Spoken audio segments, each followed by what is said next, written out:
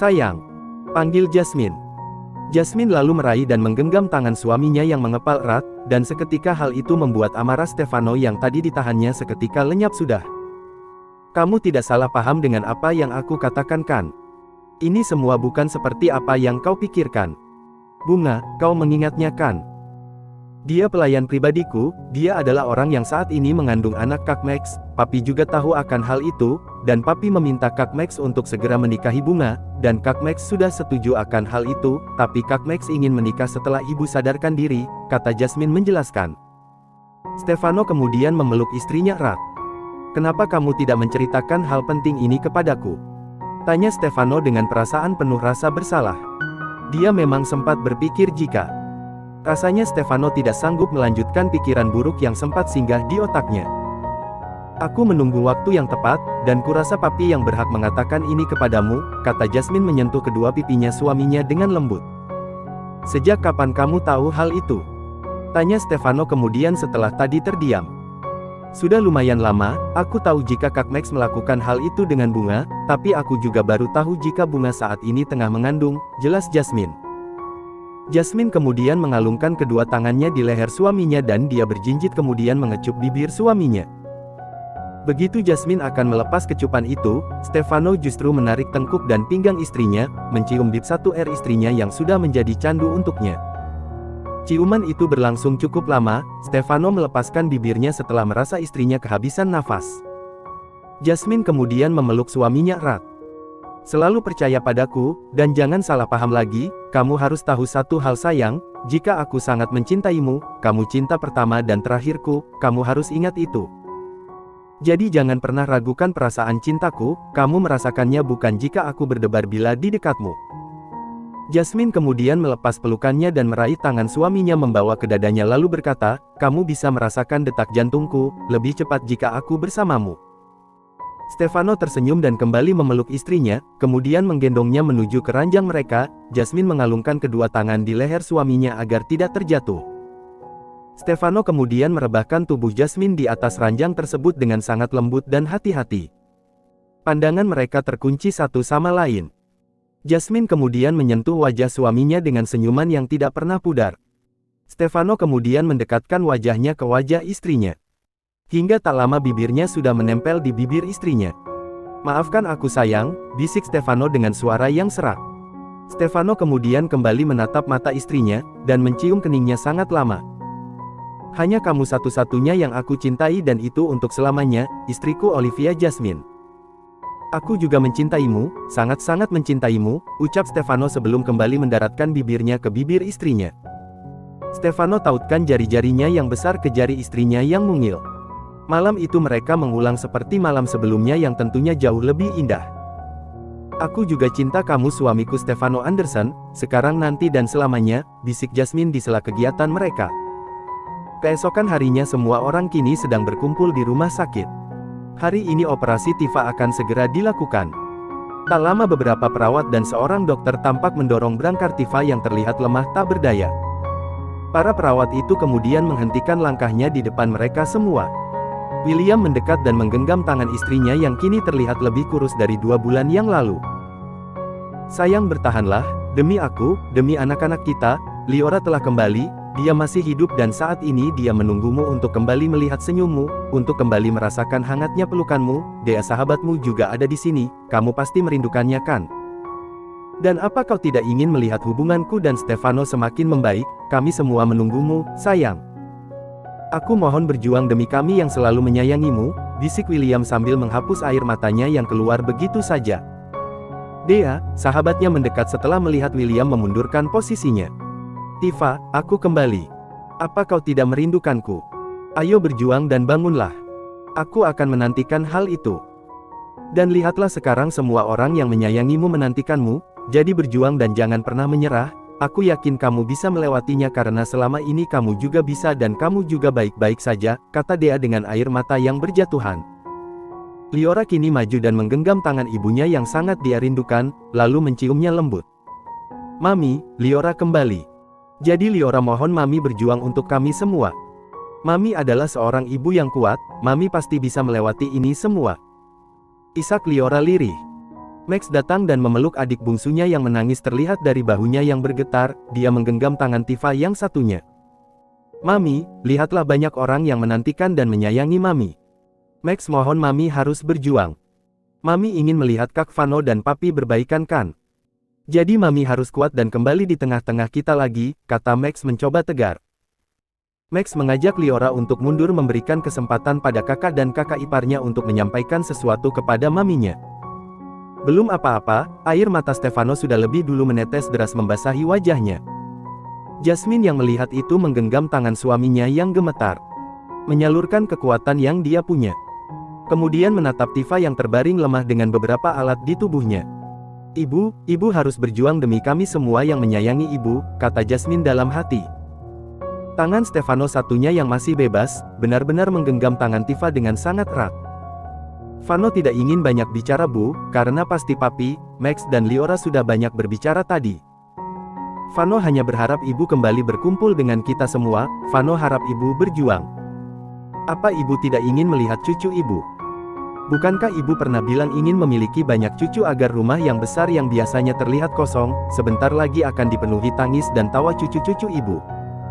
Vano sebentar lagi akan menjadi seorang papa, Bu. Dan Vano ingin jika Vano menjadi papa yang terbaik seperti ayah, Bu. Dan Vano juga butuh bimbingan ibu harus berjuang ya, Vano mohon. Pinta Vano memohon. Tak lama para perawat itu pun berkata kepada Stefano jika operasi akan segera dilakukan dan mereka bergegas membawa Tifa ke ruang operasi. Perlahan genggaman tangan Stefano pun sedikit demi sedikit terlepas dari tangan yang biasanya terasa lembut dan hangat. Sesampainya di ruang operasi, dan setelah Tifa dipastikan sudah masuk, pintu pun tertutup. Lampu tanda operasi sedang berlangsung kini dinyalakan. Dan semua orang di sana terlihat gelisah, berharap dan berdoa kepada Tuhan, agar operasi Tifa berjalan dengan lancar dan Tifa bisa diselamatkan. Sudah 4 jam mereka menunggu di depan ruang operasi, bahkan posisi mereka tampak tidak beraturan, bahkan William dari tadi hanya bisa mondar-mandir selama proses operasi berlangsung. Tak lama lampu dimatikan tanda operasi telah selesai, seorang dokter diikuti oleh perawat menemui William dan mengatakan operasinya berjalan dengan lancar dan menunggu pasien sadarkan diri, agar bisa dilakukan pemeriksaan lebih lanjut, karena takutnya tubuh pasien menolak jantung baru yang dipasangkan pada tubuhnya. Semua menghela nafas lega, dan berharap operasinya tidak beresiko. Seseorang yang ada di sana menemani jalani operasi mendekat ke arah William dan menepuk bahunya. Aku yakin istrimu bisa melewati semua ini, bukankah kau bilang dia wanita yang kuat? Sejauh ini dia juga sudah bertahan dengan sangat baik, ucapnya. Tanpa William menoleh dia tahu siapa yang mengatakan itu jika didengar dari suaranya. Alexander dia yang baru saja berucap menenangkannya. Dan William mengangguk membenarkan apa yang besannya itu katakan. Iya kau memang benar Alex, Tifa istriku wanita yang hebat, dia pasti bisa melewati semua ini. Dia pasti berjuang agar bisa kembali ke tengah-tengah kita, ucap William penuh harap. William kemudian menatap putra keduanya Max, kapan kamu akan menikahi Bunga? Bukankah waktu itu kamu bilang ke Papi jika mamimu sudah operasi kamu akan segera menikahinya? Max usia kandungannya sudah 20 minggu, sebelum perutnya semakin besar kamu harus segera bertanggung jawab, katakan pada Bibi Arum jika kamu akan menikahi putrinya, ucap William tegas.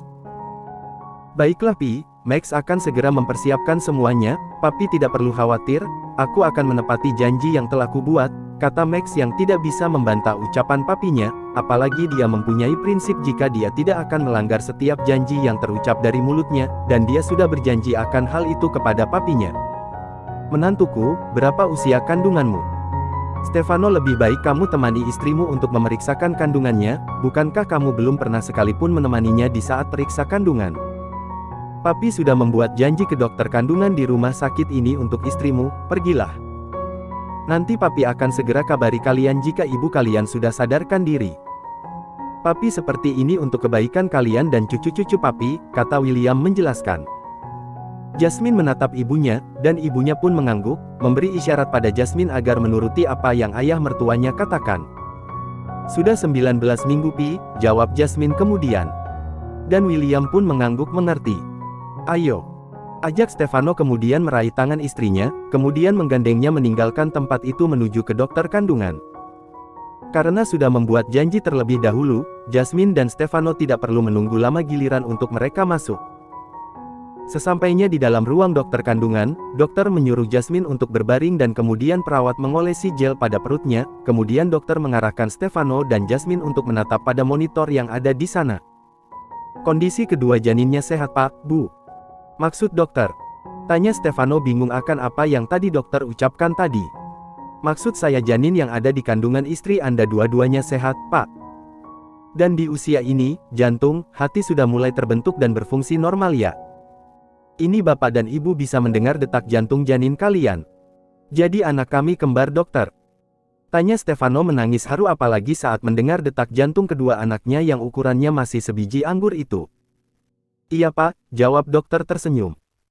Karena aliran dalam tubuh terus meningkat seiring bertambahnya usia kehamilan, mungkin ibu akan mengalami pusing, sering buang air kecil dan bisa saja terjadi pembengkakan pada tangan dan kaki, tambah dokter itu menjelaskan.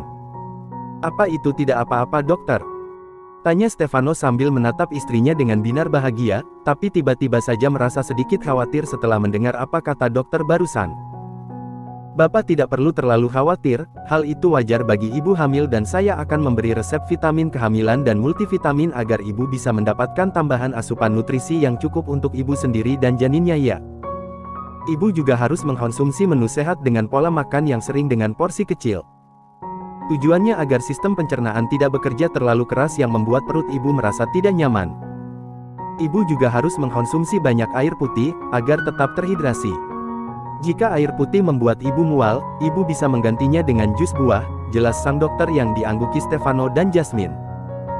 Ini Pak resepnya, Anda bisa menebusnya di apotik, kata dokter memberikan kertas bertuliskan resep vitamin yang harus Jasmine konsumsi. Terima kasih dokter, kata Stefano dengan senyum lebar yang terukir jelas di sudut bibirnya. Sama-sama Pak, ucap dokter dengan tersenyum ramah. Dokter kemudian membersihkan gel yang ada di perut Jasmine, setelahnya Jasmine turun dengan dibantu oleh suaminya.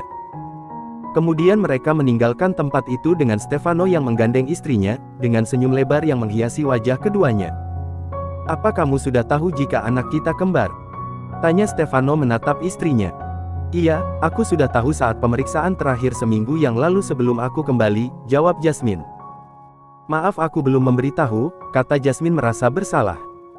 Tidak apa-apa sayang, dan terima kasih, kata Stefano merangkul bahu istrinya sehingga tidak ada jarak lagi di antara mereka.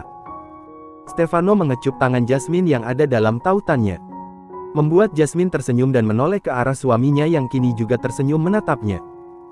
Saat mereka ada di lorong, Stefano kemudian menghentikan langkah membuat Jasmine ikut berhenti saat itu juga. Kenapa? Tanya Jasmine heran melihat suaminya melepaskan genggaman tangannya dan tiba-tiba berjongkok di depannya.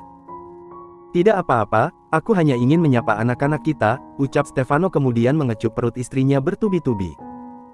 Sehat terus ya sayang, jangan buat mama kalian sakit, papa dan mama akan menunggu kalian sampai kalian hadir di dunia ini. Kalian harus lihat dunia yang penuh warna, seperti mama menunjukkan hal itu pada papa. Lirih Stefano. Iya papa, kita akan menjaga mama dengan baik dan tidak akan membuat mama sakit, kita juga tidak sabar untuk bertemu papa, dan segera hadir di dunia ini dan melihat dunia yang penuh warna seperti yang papa katakan, dan papa harus berjanji untuk memperlihatkan itu kepada kita, kata Jasmine menjawab ucapan suaminya dengan menirukan suara anak kecil, hingga membuat keduanya kemudian tertawa bersama.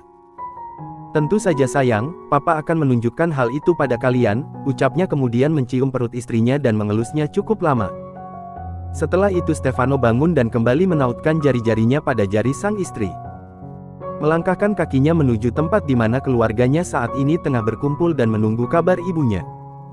Semua orang kini tampak tersenyum lebar mendengar kabar jika Tifa sudah sadarkan diri. Namun dokter meminta agar Tifa tetap dirawat di ruang ICCU untuk beberapa hari ke depan. Baru setelah itu akan dipindahkan ke ruang rawat.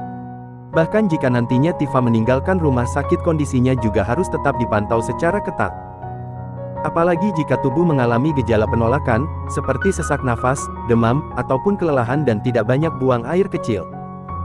Tifa harus memberitahukan hal itu pada dokternya untuk dimonitor, guna untuk menentukan apa tubuh pasien menolak jantung baru atau tidak. Kini anggota keluarga bergantian menjenguk Tifa. Dan tidak semua diperbolehkan untuk menjenguk karena kondisinya yang masih terbilang cukup rentan. Tifa begitu senang saat tahu bahwa sebentar lagi dirinya akan memiliki cucu. Apalagi mengetahui jika putri bungsunya masih hidup dan dirawat oleh sahabatnya sendiri selama belum ditemukan. Tifa sangat bersyukur karena itu. Dia begitu bahagia saat bangun diberi banyak kejutan yang terduga dari anak-anaknya. Stefano yang baru saja keluar dari ruang ICCU setelah menjenguk ibunya, mendekat ke arah di mana papinya berada. William tampak duduk melamun di sebuah kursi tunggu yang ada di dekat ruang ICCU. Vano harap papi bersabar. Ibu butuh waktu untuk menerima kenyataan yang baru ibu tahu saat itu. Vano yakin itu tidak membutuhkan waktu lama. Ibu hanya masih merasa kecewa atas apa yang papi lakukan terhadap ayah, ucap Stefano memegang tangan papinya memberikan kekuatan. William menoleh dan tersenyum, papi mengerti nak, hukuman yang ibumu yang tidak mau bertemu dengan papi tidak seberapa dibanding dengan apa yang telah papi lakukan. Papi akan bersabar dan papi akan terus meminta maaf sampai ibumu memaafkan papi. Yang terpenting sekarang ibumu sudah sadar dari komanya selama 2 bulan ini, itu sudah membuat papi bahagia. Kamu tidak perlu khawatirkan papi, papi bisa mengatasi semua ini sendiri. Lebih baik kamu fokus untuk belajar menangani perusahaan dan menjaga istri dan calon anak-anakmu. Terima kasih nak, terima kasih sudah memaafkan papi, walaupun papi tahu semua itu tidak pernah bisa menghilangkan rasa sakit yang pernah kamu rasakan, kata William menatap Stefano dengan tatapan sendu. Stefano ikut tersenyum, pasti Vano akan terus menjaga keluarga kecil Vano, istri dan calon anak-anak Vano, dan papi tenang saja, tentang masalah perusahaan. Yang terpenting papi harus terus berusaha untuk meluluhkan kembali hati ibu.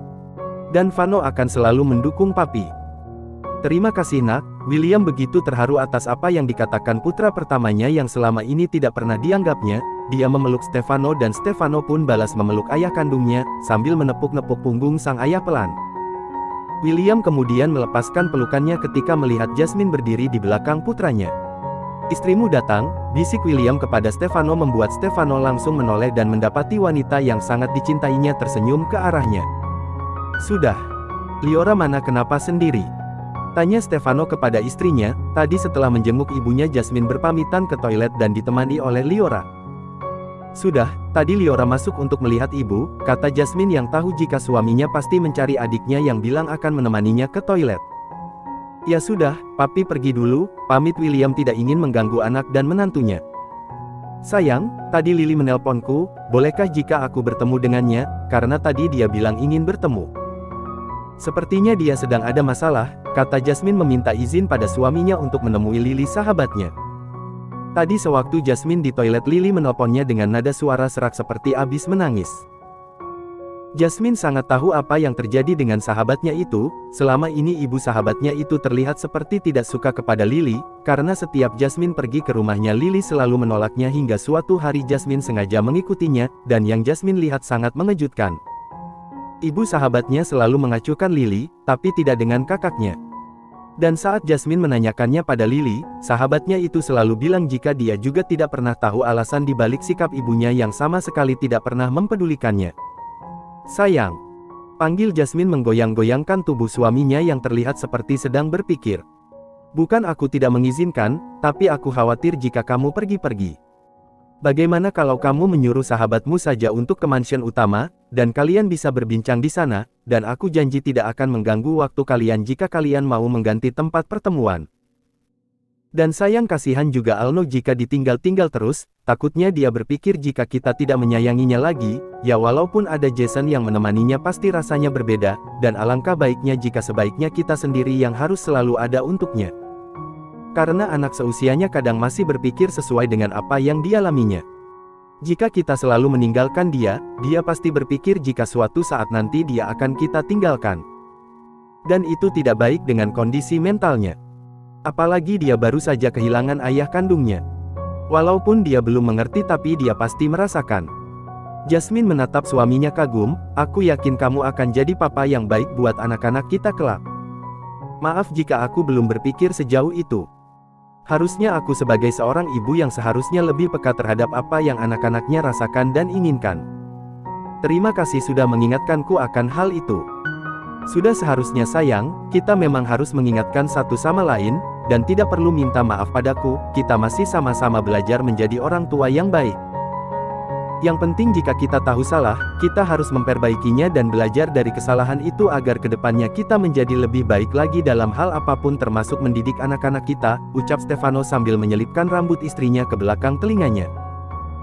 Jasmine mengangguk mengerti. Baiklah, aku akan mengatakan pada Lily dulu agar kita ketemu di rumah papi saja, katanya membuka tas yang tadi dibawanya dan mengambil ponsel yang berada di dalam tas yang dirinya tadi bawa untuk menghubungi sahabatnya. Setelah mengirim pesan pada Lily, Jasmine kemudian menatap suaminya. Apa tidak apa-apa jika kita meninggalkan ibu, apalagi Kak Max baru saja pergi? Tanya Jasmine merasa tidak enak. Tidak apa-apa, masih ada papi dan Liora, kita juga harus memberi papi waktu agar beliau bisa bersama mami untuk memperbaiki kesalahannya, jawab Stefano menenangkan istrinya. Ya sudah, aku pamit dulu pada ibu dan papi, kamu tunggu saja di sini dan jangan kemana-mana, aku akan segera kembali, ucap Stefano sekaligus memperingati istrinya. Dia kemudian beranjak setelah mendapat anggukan istrinya. Stefano pun masuk ke dalam untuk menemui ibunya untuk meminta izin, dan setelah itu dia berpamitan pada papinya. Setelah mendapat persetujuan dari kedua orang tuanya, keduanya pun akhirnya melangkah meninggalkan rumah sakit.